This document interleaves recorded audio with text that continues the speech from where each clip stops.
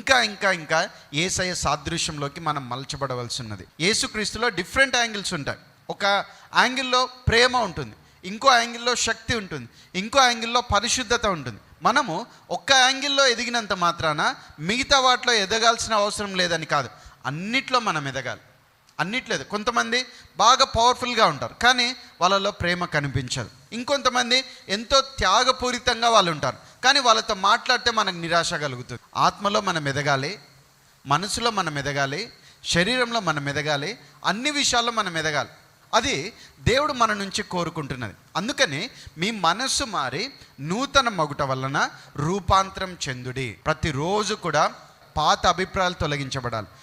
ఏదైతే దేవుడు కొత్త అభిప్రాయాన్ని తన వాక్యము ద్వారా తెలియచేశాడో దాన్ని మనం నేర్చుకోవాలి, అది మనలో స్థాపించబడాలి, దాన్ని ప్రతిరోజు కూడా మనం పాటించి దాంట్లో కొనసాగాలి.